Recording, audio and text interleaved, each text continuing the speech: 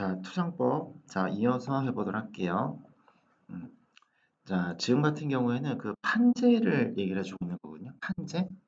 판재 같은 경우에는 두께가 좀 얇습니다.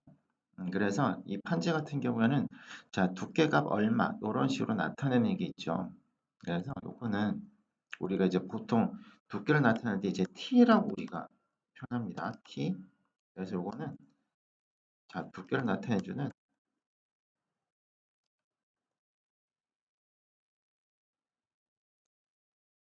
자, thickness라고 하는 단어가 있어요. thickness.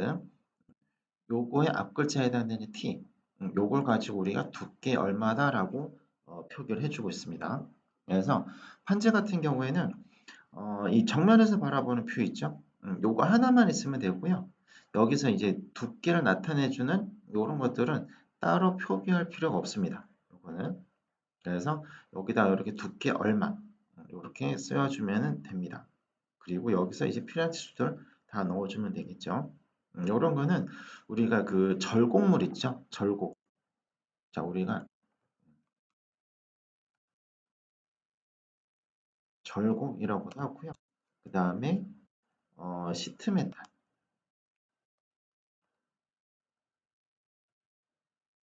혹은 판금이라고 얘기를 하죠.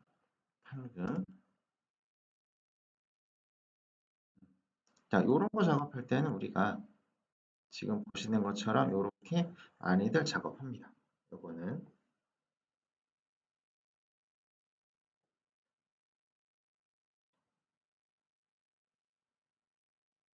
자, 그 다음에는 자, 정면도와 측면도만으로 표현이 가능한 경우 자, 지금 보고 있는 요쪽이 이제 정면도가 되겠네요. 자, 정면도, 그 다음에 우측면도. 이렇게 두 개만 가지고도 충분한 경우가 되겠습니다. 자, 지금 여기서 보고 있는 X라고 표기된 부분 있잖아요. 여기 X. 여기 X를 보게 되면은 요거는 이제 외형선은 아닙니다. 보시다시피 외형선은 아니고 가는 실선으로 나타내주고 있는 거거든요. 가는 실선. 요런 가는 실선은 이제 평면을 나타낼 때 쓰는 방법이다라고 보시면 돼요. 평면. 자, 그래서 여기도 보게 되면은 전체가 원형으로 생겨 있지만 여기 부분만 이제 이렇게 평면으로 나타나 있죠. 이런 부분 우리가 가는 실선 형태로 이렇게 X 표시해 줍니다. 자, 그러면 여기는 전체가 동그랗게 생겼는데 일부분만 여기만 평면으로 생겨 있구나라고 생각하시면 되겠습니다. 자, 그리고 치수를 나타낼 때는요. 여기서부터 여기까지 치수를 나타내는 게 아니고 자, 여기서부터 여기까지 여기서부터 여기까지 치수가 얼마인지 그렇게 많이 나타내 줍니다. 요렇게 지금 평면을 만드는 이유는 뭐냐면은 이 부품을 조립을 할 때, 이 조립할 때 전체적으로 둥글둥글하게 생겼으면은 이거를 다른 쪽에 체결할 때 어떤 공구를 쓰기가 어려워요. 근데 만약에 여기가 이렇게 지금처럼 이렇게 평면으로 나타나 있으면은 우리가 그 몽키라고 하는 거 있죠? 몽키나 스패너 그런 걸 써가지고 체결력을 높게 조립할 수가 있겠죠. 이런 거는. 그래서 외형뿐만 생각할 게 아니고 어떻게 조립을 하는지에 대해서도 생각하시면 좋습니다. 그래서 여기 부분을 이렇게 평면으로 깎아낼 수도 있고요. 아니면 여기를 둥글둥글하게 하고 이 부분, 여기랑 여기를 평면으로 나타내주는 그렇게 하는 방법도 있습니다.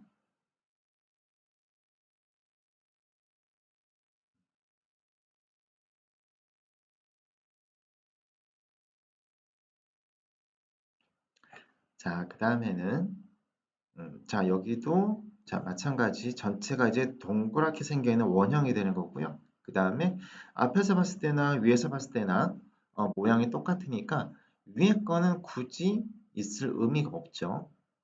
그래서 이것도 자, 위에서 보는 모습이 의미가 없으니까 없어도 되고 정면도와 우측면도 이렇게 두 개만 있어도 되는 모양이 됩니다. 그리고 여기도 이렇게 X 표시가 되어 있는 거는 평면이라고 하는 의미가 되겠죠. 그러니까 여기 같은 경우에는 우리가 핸들을 껴서 사용할 때 쓰는 모습이다라고 보시면 되겠습니다.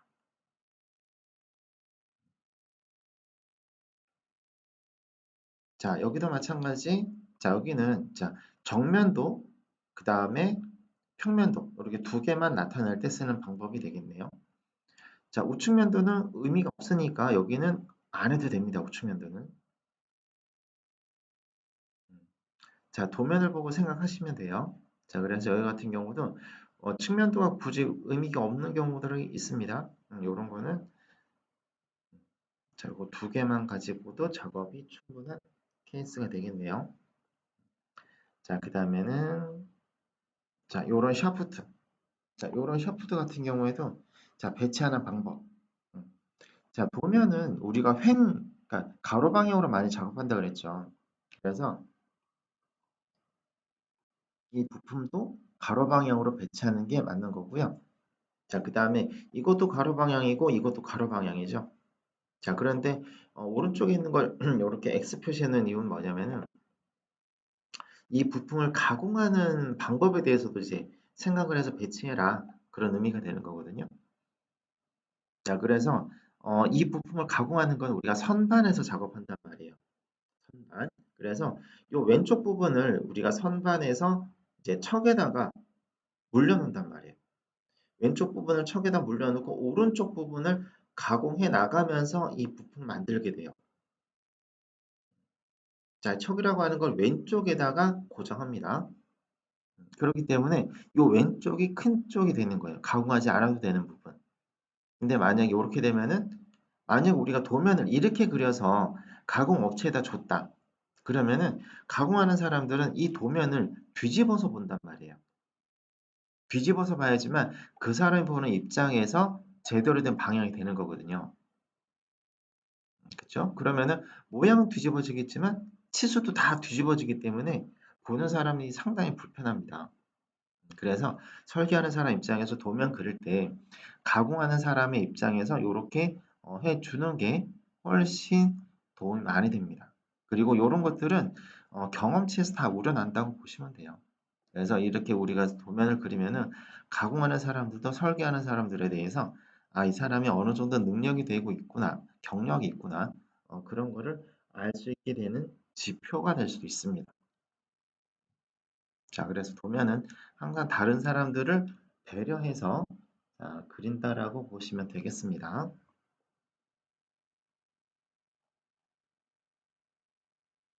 자, 요것도 마찬가지입니다. 자, 요것도 보게 되면은 자, 좀 볼까요? 자, 축과 같은 원통형의 부품은 일반적으로 선반이라고 하는 기계에서 축의 양쪽 끝단에 센터 구멍을 가공하고 주축대와 심압대에 맞물려 고정시킨 후 바이트로 가공을 하거나 주축대의 척에 기준면을 물리고 순차적으로 가공하는 것이 일반적이다. 자, 선반 가공에서는 외경 및 내경의 절삭, 단면, 홈, 테이퍼, 드릴링, 보링, 수나사 이런 것들을 가공하여 등이 가능하며 여기서는 외경 절삭과 내경 절삭 그리고 수나사를 가공하는 경우 공구의 절삭 가공 방향과 부품의 설치 방향을 고려하여 도시한 예이다. 제가 좀 전에 말씀드렸던 거 있죠? 왼쪽 부분을 선반의 척에 물리고 오른쪽에서 이렇게 가공해 나가는 이런 방법이 되는 거기 때문에 자, 왼쪽이 큰 거, 오른쪽이 작은 거 이런 식으로 가공하는 사람의 입장에서 배치해야 된다라고 말씀드린 겁니다. 자, 요건 이제 외경을 절삭하는 방법이 되는 거고요. 그 다음에 내경. 내경도 보게 되면은 자, 오른쪽에서 이렇게 바이트가 깎아서 들어가고 있거든요. 자, 그래서 내경 같은 경우에는 오른쪽이 구멍이 큰 것들을 배치해 주게 되면 돼요. 그래서 왼쪽이 크게 척에다 맞물리고 오른쪽에서 차근차근히 이게 바이트가 안쪽을 파 나가는 그런 모습이다라고 보시면 되겠습니다. 자, 오른쪽에는 요거 같은 경우 있죠. 요거는 세워서 만약에 우리가 어떤 거를 가공해야 된다. 그런 경우도 있습니다. 요런 거 이제 눕혀서 하는 거고요. 세워서 하는 거 같은 경우는 이제 밀링이라고 하는 장비에서는 우리가 세워서 하게 되겠죠. 음. 자, 밀링 같은 경우에 우리가 원통형을 가공하는 것보다는 직선으로 가공하는 거 있죠? 직선으로 가공하는 거는 우리가 밀링에서 많이 작업을 하기도 합니다. 자, 밀링은 상하 방향으로 가공하는 거.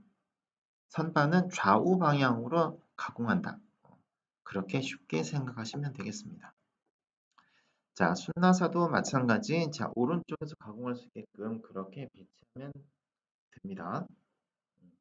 자, 이런 식으로 하게 되면 우리가 투상도, 부품을 배치하는 자, 그런 것들을 우리가 쭉 한번 알아보게 된 거고요.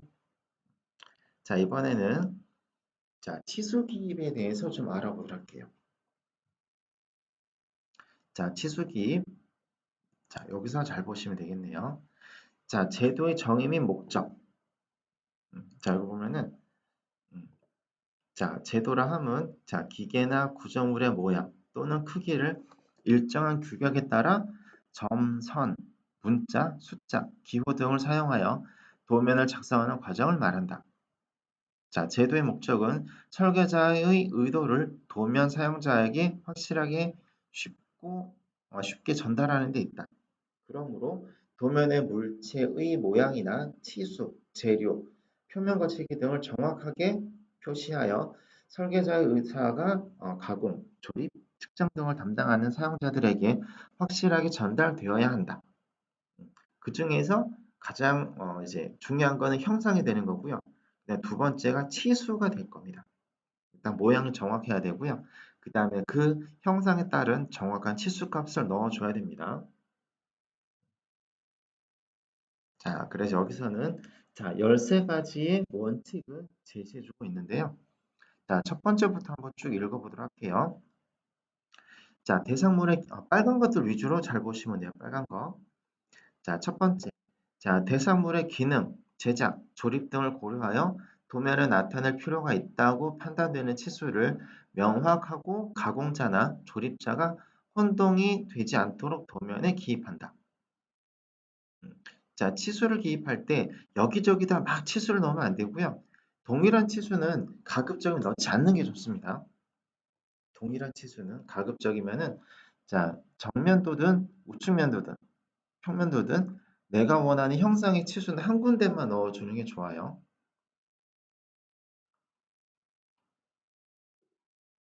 자, 치수는 대상물의 크기, 자세 및 위치를 가장 명확하게 표시하는 데 필요하고 충분한 것들을 기입한다. 자, 그 다음에 3번. 대상물의 기능상 필요한 치수는 반드시 기입한다. 자, 형상에 대한 그 기준 치수라고 하는 것들이 있습니다. 자, 그런 것들을 자, 꼭 넣으셔야 된다는 얘기가 되는 거고요.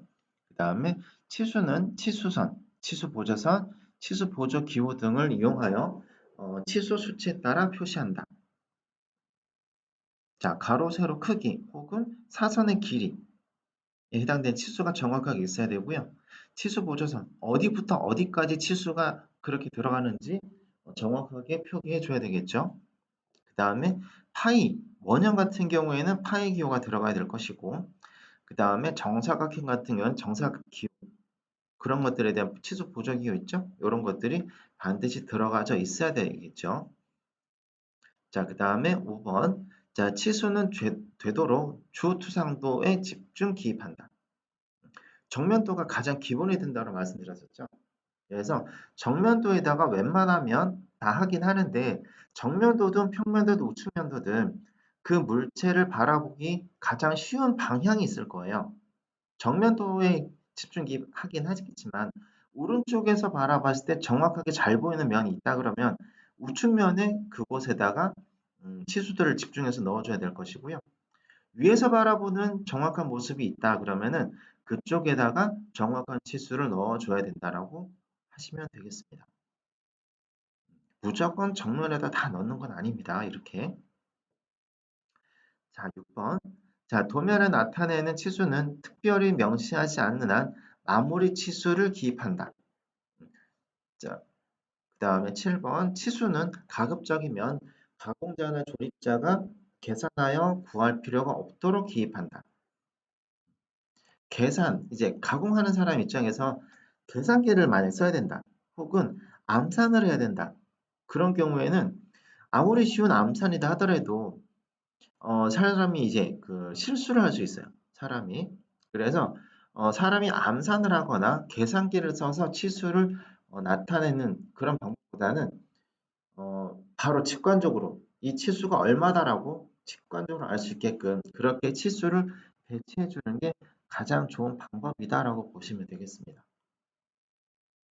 자, 그다음에 자, 치수는 필요에 따라 기준으로 하는 점, 선 또는 면을 기준으로 기입한다.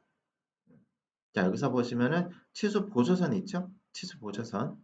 음, 물체 외형을 나타내주는 점 또는 선에서부터 기준을 잡아서 반드시 나타내 줘야 됩니다. 자, 그리고 연관되는 치수는 되도록 한 곳에 모아 기입한다. 자, 여기서 얘기한 것처럼 오른쪽에서 잘 보여지는 그런 형상이 있습니다. 위에서 잘 보여지는 형상이 있을 것이고 그런 부분은 몰아서 한꺼번에 기입해 주는 게 좋은 방법이 됩니다. 자, 그리고 상세도 같은 거 있죠? 상세도나 부분 단면도 그런 거 나타날 때도 몰아서 기입을 하게 되겠죠. 이런 것들도 치수 기입하는 그런 방법 중에 하나다라고 보시면 되겠습니다.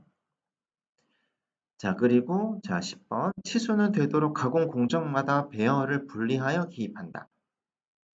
그 다음에 치수는 중복 기입을 피하여 기입하고 도면을 보는 사람의 혼란을 야기하지 않는다. 자, 11번 자, 치수에는 기능상 필요한 경우 KS A0108에 따라 치수의 허용 한계를 지시한다. 다만 이론적으로 정확한 치수는 제외한다. 이런 거는 치수 공차에 해당되는 부분인데 이건 나중에 우리가 배워보도록 할 겁니다. 자, 치수 중 참고 치수에 대해서는 치수 수치에 괄호를 붙인다. 치수에 괄호가 들어가 있는 거는 우리가 설계할 때 쓰는 건 아니고요. 참고용으로 쓴다고 보시면 돼요. 예를 들어 뭐 이런 식으로 들어가 있다. 이런 거는 이제 우리가 이제 도면을 그릴 때나 가공할 때나 직접적으로 사용되는 그런 치수는 아닙니다. 이런 거는 참고용 치수라고 보시면 돼요.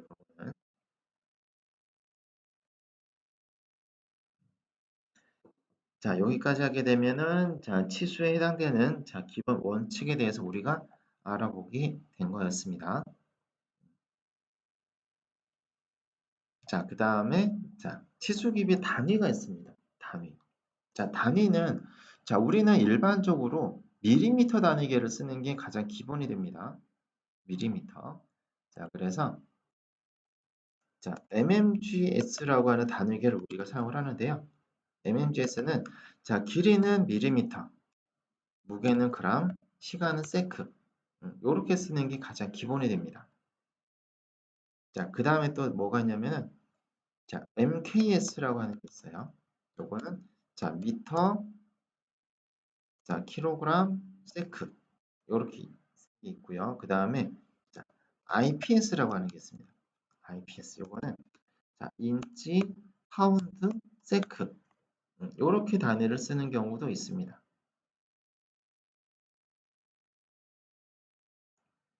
자, 그래서 자, 필요에 따라서 골라서 쓰면 되는데요. 우리는 보통은 요렇게 mmgs라고 하는 단위계를 사용하는 게 원칙이 됩니다. 그래서 우리가 오토캐드를 쓰고 있죠.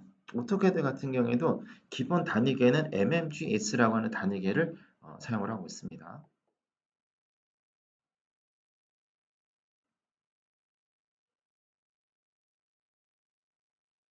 자, 그 다음에 치수를 어떻게 넣는지 그 방법에 대해서도 자, 알아보도록 할게요.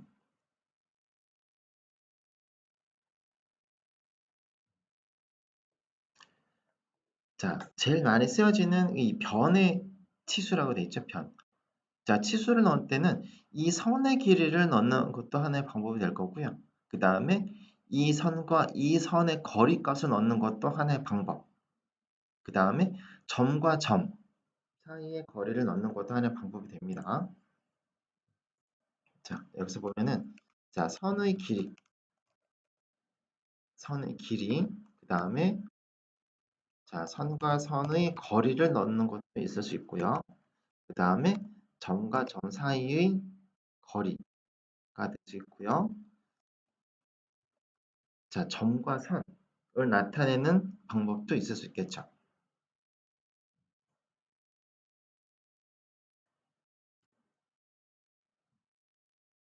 자, 우리가 많이 쓰는 그런 방법이다라고 보시면 됩니다. 요거는. 자, 그 다음에 현의 길이. 요런 거는 그 절곡물, 판금 같은 거 만들 때 요런 것도 많이 쓰여지는 그런 방법 중에 하나가 되고요. 호의 길이. 요런 것도 판금류 만들 때 많이 사용을 합니다. 자, 이렇게 쓰여지는 자, 치수기입의 방법 있다라는 거 알아놓으시면 되고요. 자, 그 다음에 화살표 표시하는 거. 자, 화살표 표시에 해당되는 그 치수는 딱히 이렇게 정해져 있는 건 아니고요. 요거는 그 시험 보는 용도, 공단에서 시행하는 그런 시험 보는 용도에서는 이런 규격을 많이 씁니다. 이렇게. 자, 그리고 모양. 모양은 요걸 많이 씁니다.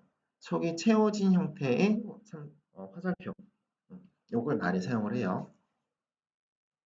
그 다음에 요렇게 속이 채워진 둥근 점이 있죠? 요런 거는 언제 쓰냐면은 요거는 자, 치수선의 간격이 조밀할 때. 자, 요럴 때 쓰는 방법이 됩니다.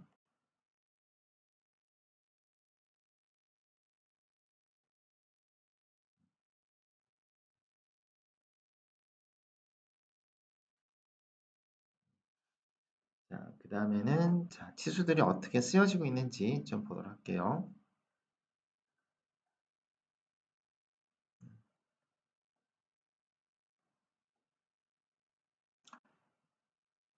자, 치수선 들어가 있고 치수 보조선 들어가 있죠.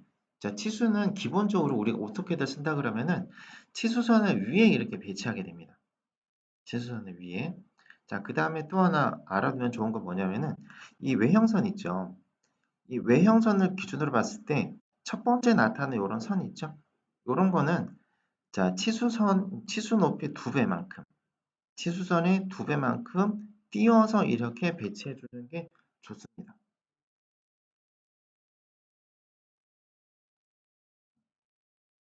자, 그 다음에는 이렇게 지시선 형태로 나타내는 거.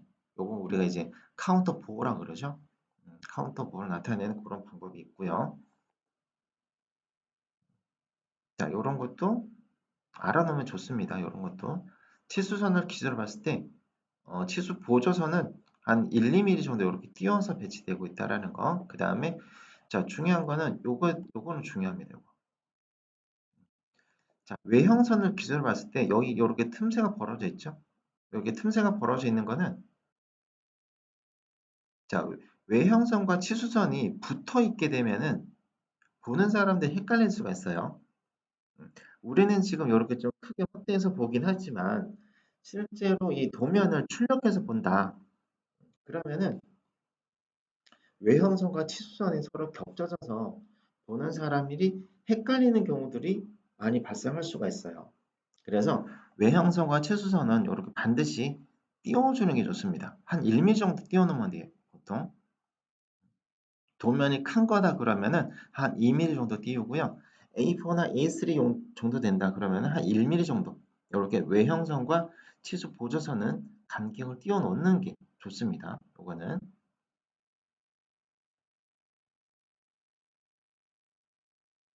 자, 그 다음에 자, 세로선 형태로 이렇게 치수를 넣을 때 자, 그런 거는 자, 치수선의 왼쪽 방향으로 이렇게 다 배치되고 있는 거. 이런 것도 우리가 이제 오토캐드를 쓰는 입장에서는 자동적으로 이렇게 다 배치가 됩니다. 이런 거는 배치되는 거는 굳이 신경 쓰지는 않아도 됩니다. 자, 그 다음에 R값은 이렇게 바깥쪽으로 이런 치수들을 보게 되면은 특별한 이유가 아니고서는 다 치수는 바깥쪽에 배치해요.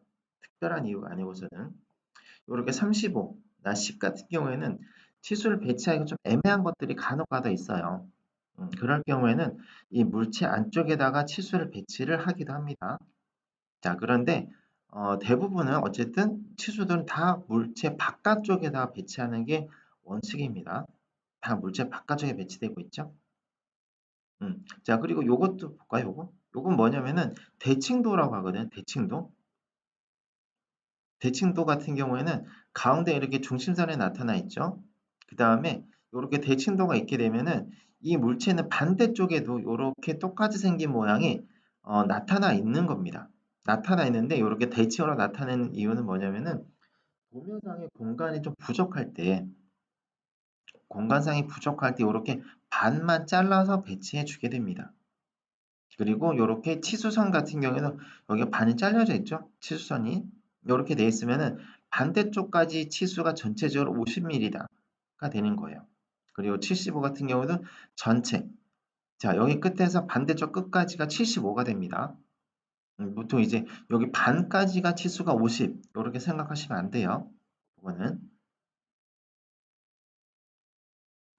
자, 그 다음에 자 여기도 자 대칭도 형태로 이렇게 나타나 있죠. 다음 O라고 되어 있는 거는 이제 계속가 되는 거고 M4는 볼트의 기준 치수, 볼트 폭이 M4짜리가 된다는 거고 볼트 탭이 나 있는 게 8mm까지만 볼트 탭이 나 있다라고 보시면 되겠습니다. 그 다음에 지시선 같은 경우에는 이런 식으로 45도 혹은 60도 형태로 뽑아내는 게 가장 보기 좋은 방법이다라고 보시면 돼요. 그래서 웬만하면 40도 뽑아내시고요. 웬만하면 45도가 안 되면은 60도 혹은 30도. 이 각도 치수가 정확하진 않아도 돼요. 눈대중으로 봤을 때 한 45도 정도 되게 배치가 되면 됩니다.